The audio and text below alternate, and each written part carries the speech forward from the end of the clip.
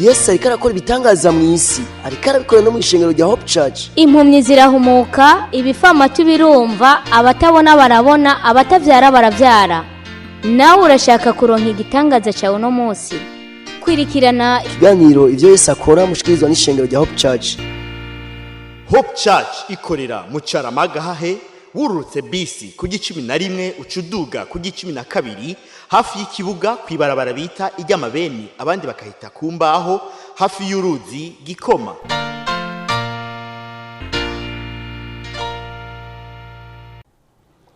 Kaze muri iki gitondo cyiza, igitondo Imana yaduhaye kugira ngo tugihezagirirwamo, aho benshi cyane rero kumbure baraye bameze nabi, ariko rero Yesu akaba yabagiriye neza, mukamwaramutsa amahoro, mukaba muri kumwe na Pasteur Jackson Nkeshimana umishengero rya Hope Church. Ni ca kiganiro nyene ibyo Yesu akora, mama mukurikirana misi yose ya kane aya masaha nyene, kandi turizera ko muri benshi cyane kandi mama mufashwa. Uyu mwanya rero ngoma ndababwire ko Yesu ariko arakora ibikomeye byinshi nibihambaye byinshi ku bantu benshi batandukanye hirya no hino. Nimba nawe ugomba kwesa kugirira neza, ndaza kukubwira ingene bigenda. Uyu munsi rero tukaba dufise intahe zabo Yesu ariko aragirira neza, abo Yesu ariko arakiza, abo Yesu ariko aratabara, abo Yesu ariko aritaho nkuko akwitaho nawe, ariko kandi nawe akaba agomba ko nawe ugirirwa neza, wishurwa imitwaro yawe.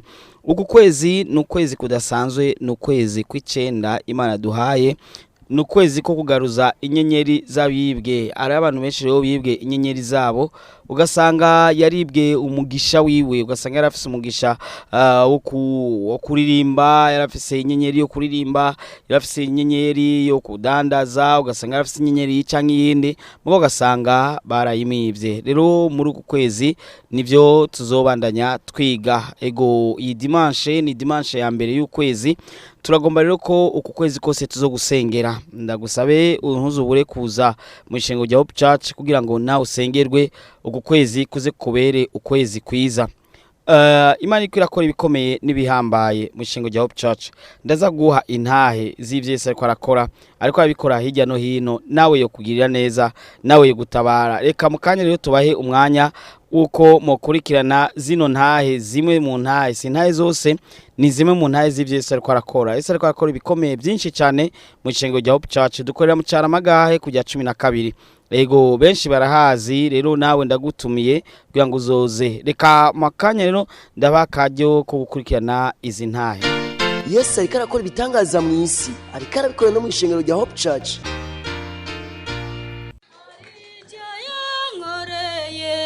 Mutima wanjye utazibagira. Haleluya.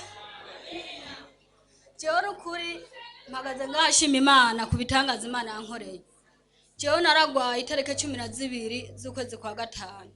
Muga maze kugwara afatwa n'ingwara ntazi, yananiye umuganga mugabe kamenya uriya wenyene. Joro yangwara maze kuyigwara ndafatwa n'ingwara yo kubomagurika, ndabomoka. Mujya ndagenda ndivuza, ndafata imiti biranka. Harageraho byanka gose, n'ubundi ndagenda kwa muganga nasubirayo. Jewe ndaje ku maternity nk'umuvyayi agiye kuvyara. Urazi nk'umuntu agiye kuvyara yikobora zose, barambara amaga, barumviza mu nda, bakumva ikintu kiri mu nda. Mugabo indani yakojejeyo akumva nta mwana ari igitereko kimeze neza.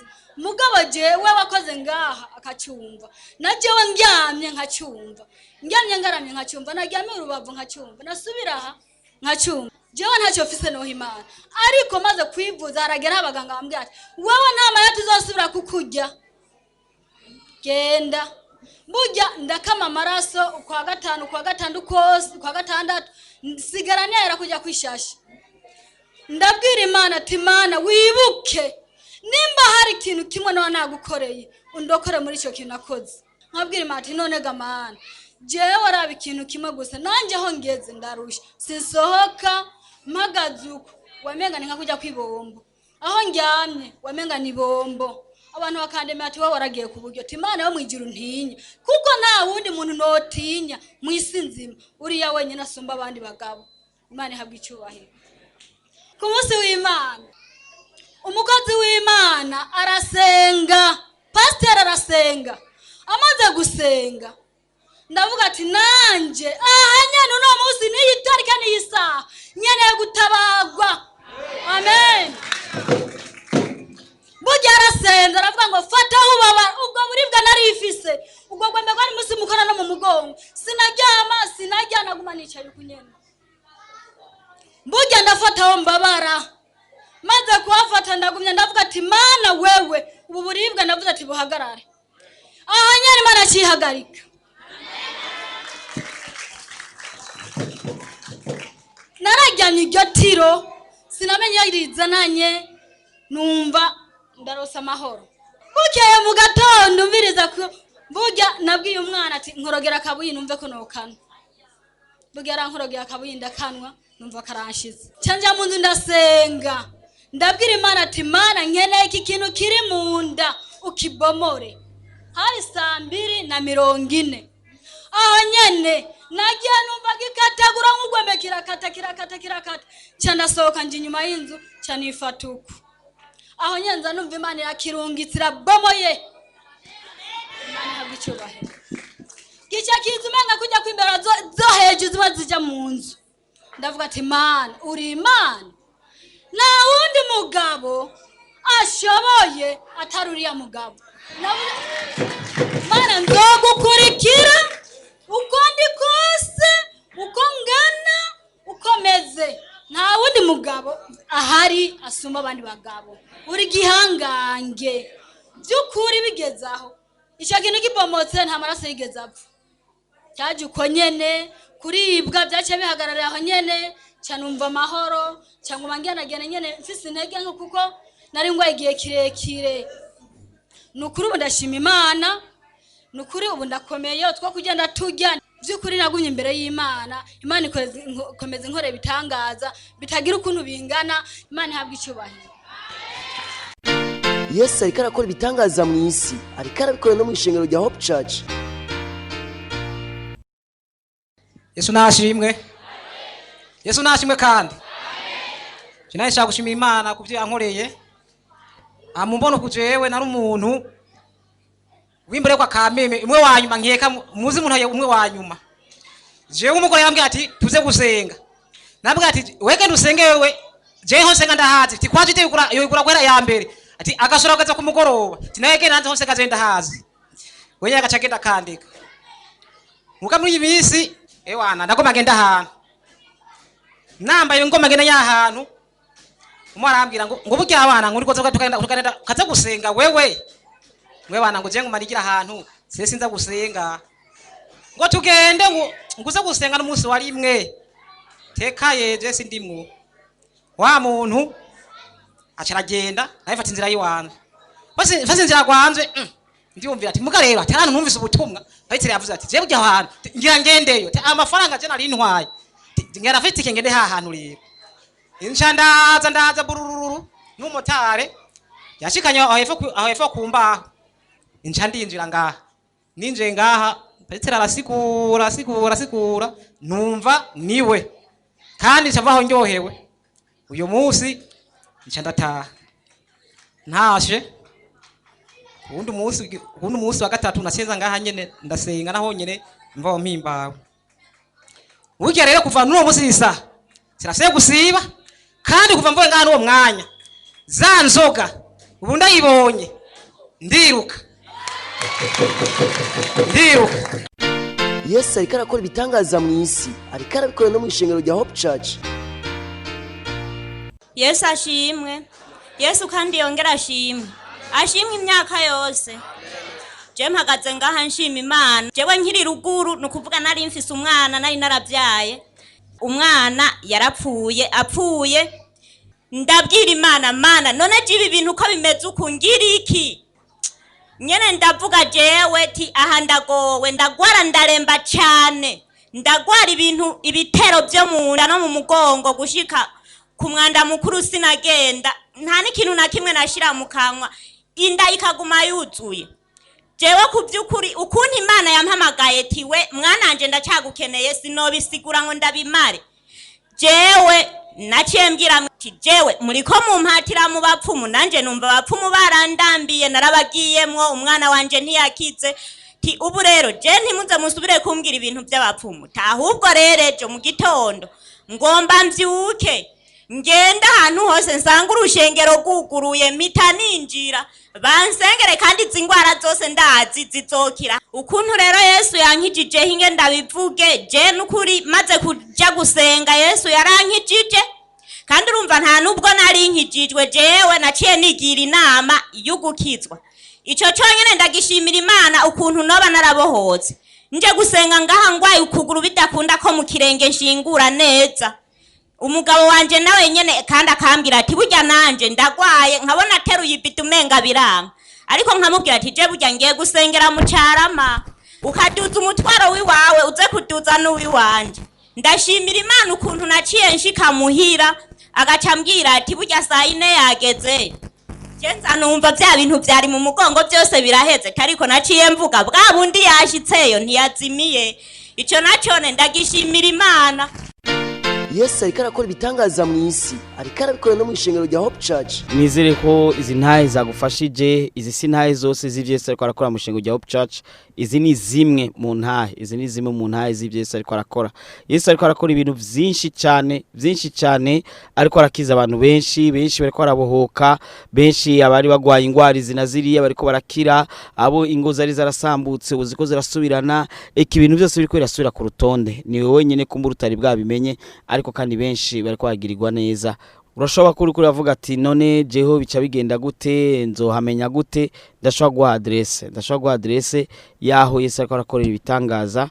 Ni mu Carama ni ku 12 ni barabara riri nyuma y'ijya 11. No kuvuga uvuye nko muri ville mufashe bus ya Carama canke kumbure ukazana bajaji na moto na taxi yari yose ego haguma ari hahandi nyene. No kuvuga uje na bus katira ku 11 ucuja rero ku 12. Ugiye ku 12 niho niryo barabara bita ngo iryo kumbaho, aho nyene uhagaze ucubona urusengero, naho nyene dukorera. Twinjira amiga 3, amiga ya mbere yinjira saa 2, amiga ya kabiri akinjira isaha 4:45, amiga ya gatatu akinjira saa 10 n'igice.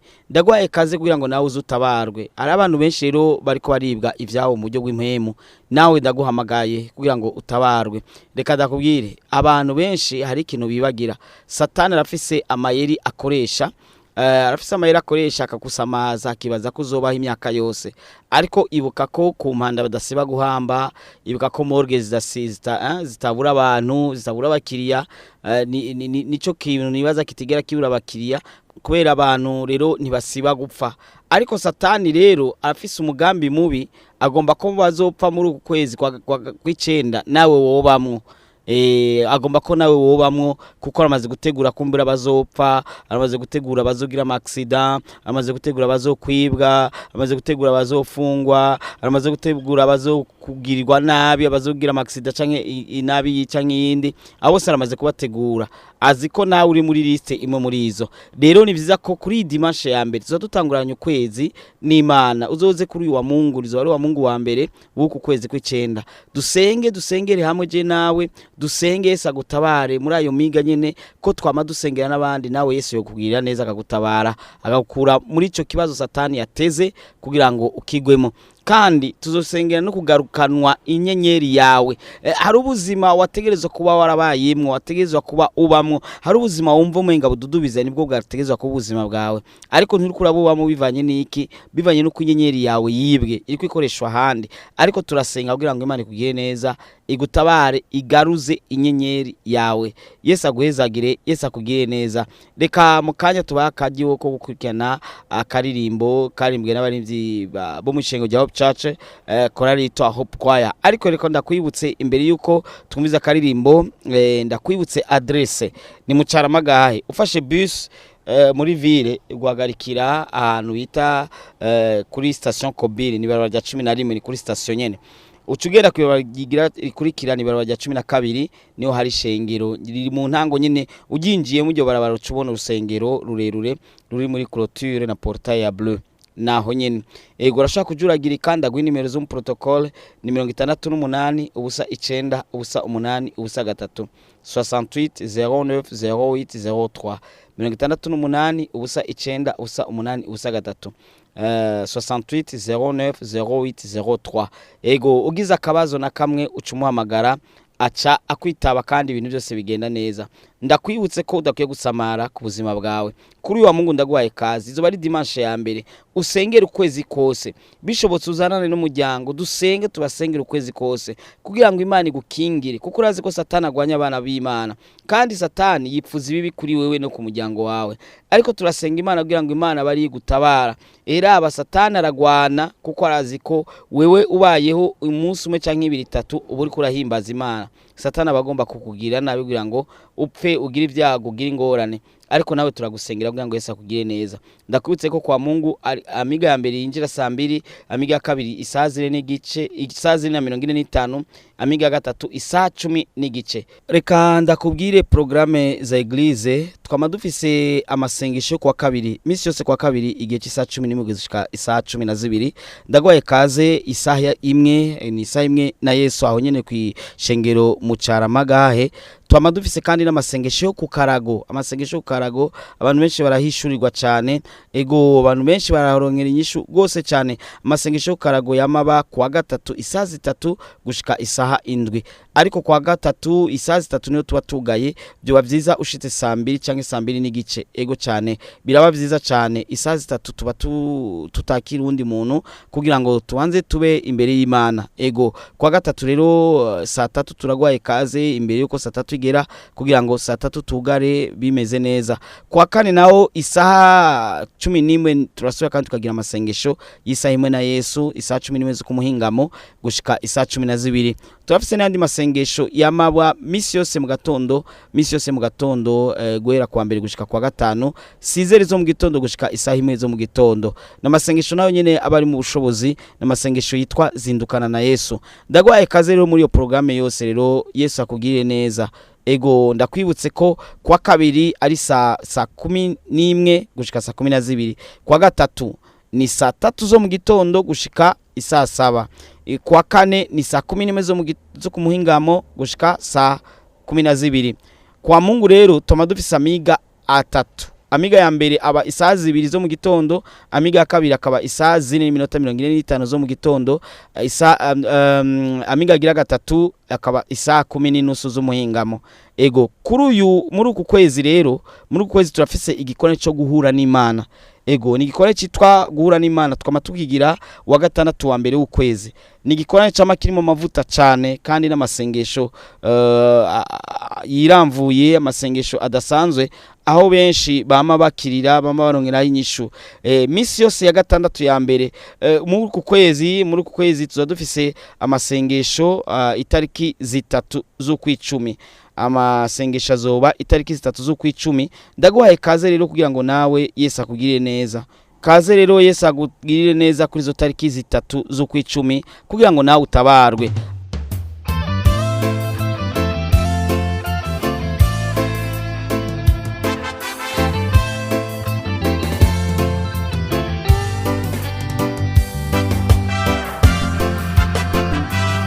Wumvise intahe izo ni zimwe mu ntahe sini ntahe zose wanashaka oya izo ni zimwe mu ntahe z'ivyo Yesu ariko arakora. Nawe yo kugirira neza, nawe yo gutabara, nawe yo kwitaho, nawe akakugirira neza ugasubira kandi ku rutonde rw'ubuzima bwawe. Hari abantu bazi gusoma inyenyeri usomye amajambo y'Imana urabona ingene babanyabwenge b'inyenyeri bavuye kure cyane ego baje bava kure cyane mugabo bakabona inyenyeri bakamenya ati inyenyeri isobanura ko hari umwami avutse. Ibaze nawe umuntu aza kuvuka cyangwa umuntu avutse bo bakabimenya bagasoma inyenyeri. Rero nubu baracariho abanyabwenge ntibagarukiye cagihe kandi umenye ko ubwenge bwagiye bwiyagura uzomenyera ibintu utaruzi. Kaze ndagwaye kaze kabisa ntuzubure kuri wa Mungu. Amasaha ni ayandi nyene tufise amiga 3 amiga ya mbere atangura saa 2, amiga ya kabiri agatangura isaha 4:45, amiga ya gatatu agatangura isaha 10:30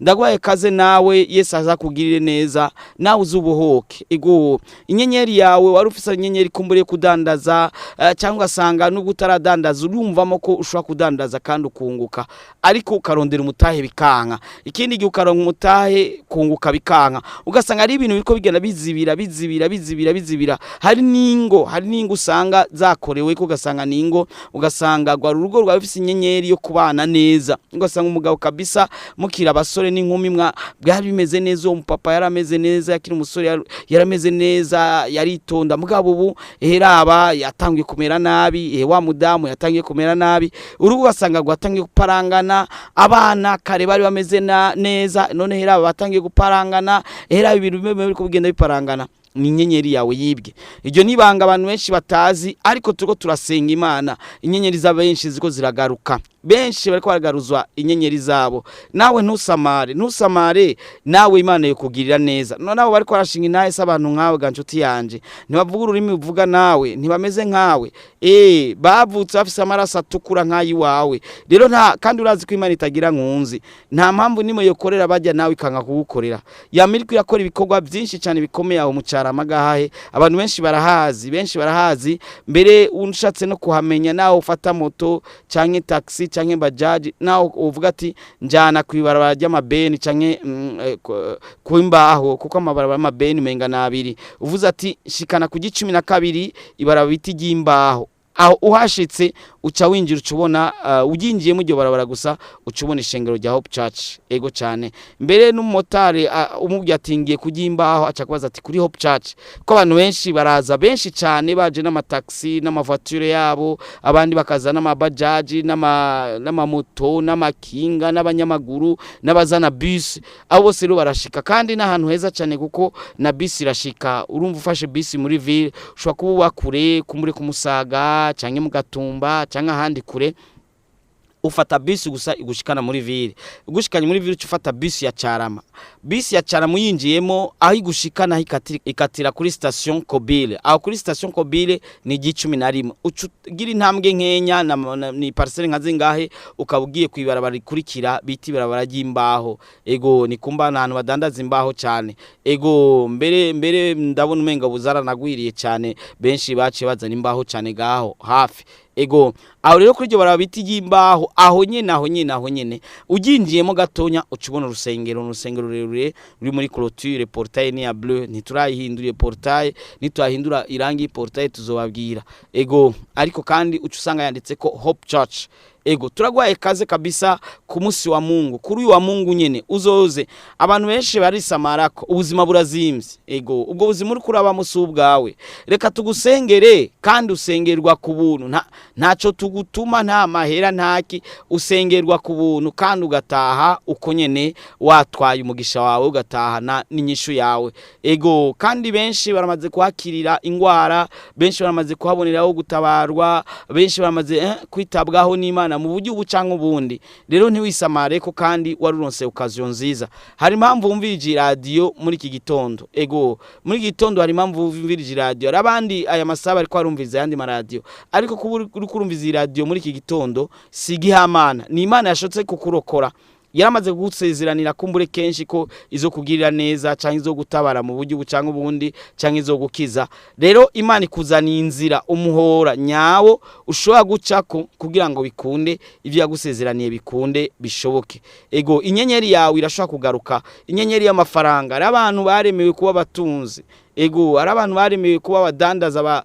bakaruhariwe babagwiza tunga ariko navyo bariko barabamo kubera iki bivanye n'ingene inyenyeri zabo batakizifise zaribwe ingo nawe usubizwe inyenyeri yawe kumbure Imana yari yateguye yaguha inyenyeri yo kuzoba umutegetsi yo kuzoba iki canke kiriya ugasanga uri kurabisamara ko barabiyivye ariko reka dusenge usubizwe ivyawe ego reka ndakubwira akabanga utaruzi hari abantu baja ku bapfumu bagasaba kumbure itunga bagasaba kumbure kudandaza canke ubutegetsi canke ibinabiriya bajya satani nta kintu na kimwe arima ico no kubwira n'ukuri satani ntarema ikintu na kimwe ariba ivy'abandi ivy'Imana yaremeye abantu ego akakwiba ibyawe. Ibuka ko na Adamu na Eva Imana yabategura ubuzima bwiza, ko ndazi ko ari abantu bashobora kuvuga ngo urumva ngo ivy'Imana ateguye ngo bitegezwa kumera kwa kundi nyene. Adamu na Eva bari bateguriye ubuzima bwiza, ariko Satani arabiba umurage wabo, arabiba icyo bategerezwa kuba bari. Nawe uri kuribwa icyo wategerezwa kuba uri, ntusamare. Imana ikugirire neza, utahura aya majambo kandi uze kubohoka, nawe inyenyeri yawe igaruke. Ego wategerezwa kuba ufise ubwenge bwinshi mu ishuri, ariko hera ingene bigenda uriga mugabo bikanka. Ivyo wize sivyo bazana muri interrogation, ivyo utize nivyo bazana.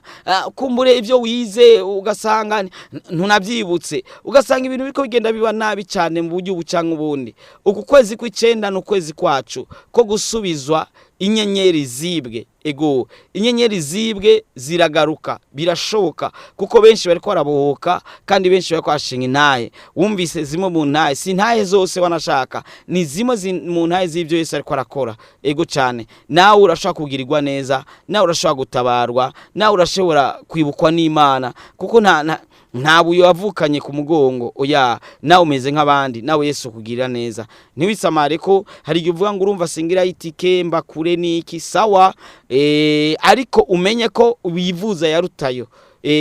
Uri kurivuza yarutayo kandi uhamagawe kuza kusengerwa ku buntu. Uri kuragira ibibazo binabiriya, mugabo tuko turagomagara kugusengera ku buntu. Nta kintu na kimwe tugutuma, nta mavuta tugutuma, nta ki tugutuma, nta mafaranga tugutuma. Uraza ugasengerwa ugataha. Ego cyane. Rero kaze cyane ku munsi wa Mungu. Kuri uyu munsi wa Mungu mbere tuzosengera abantu benshi cyane. Kuri uyu wa Mungu mbere tuzosengera abantu benshi cyane, abafise ingwara z'imigongo, abafise ingwara zo munda, abagwaye amaso, abagwaye ibinabiriya, ingwara zose ziri mu maraso. Kandi tuzogaruza n'abantu ivyabo, ubuzi bwabo, abahora bakora ugasanga yahora akora mugabo akazi baramwirukanye, ahundi nawe ugasanga arakora mugabo ntigera ronka promotion, ugasanga abandi nabo nta nakazi bigeze gukora, bakeneye akazi. Ugasanga urafise diplome wimaranye imyaka mugabo akazi wapi, ugasanga wubatse urugo nta mwana uraronka, ugasanga imyaka ukoze ni myinshi nturubaka inzu yawe, nta naka déplacement, ugasanga ibyago bigubari ukuna kuriya naka parcelle nta no kuraronka, nako wari ufise bagira bakakwibe. Ugasanga ibintu nyeriko bigenda bikurikirana biba nabi.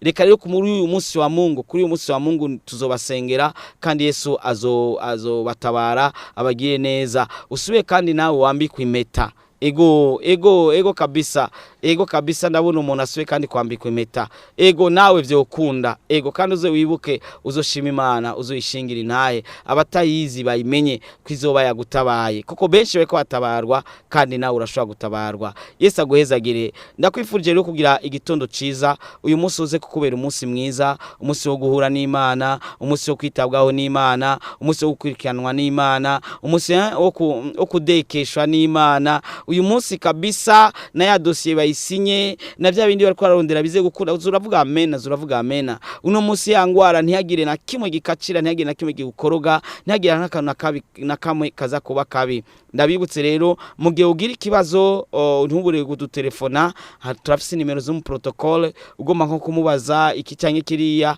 urashaka kumutelefona, ntubipe, urashaka kumutelefona kuri 68 ubusa 9 ubusa 8 ubusa 3 68 09 08 03 68 ubusa 9 ubusa 8 ubusa 3. Arakwakira kandi mu bugwa neza kandi akakuyobora neza icyo ukeneye kumenya, kandi ugasanga ibintu byose bimeze neza. Yesu abahezagire. Mugira umunsi wa kane mwiza. Vuga uti amen.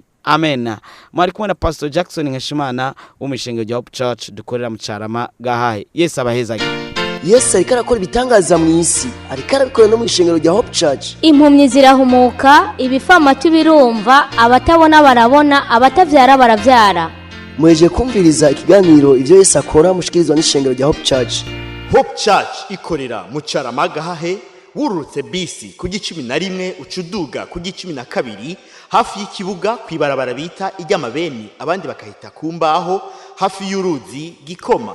Woburusha, woburemerewe, wofisi ibibazo waburiye inyishu, wobugomba kwakira Yesu Kristo nk'umwami n'umukiza w'ubugingo bwawe, wobugomba kuvugana n'umukozi w'Imana Pasteur Jackson Nkeshimana, wo mwandikira ubutumwa bugufi kuri 76 96 96 96 kugira ngo agusengere kandi agufashe mu buryo bw'impwemu. Yesu yavuze ngo nimuze kuri jewe mwese abananiwe n'abaremerewe ndabaruhura.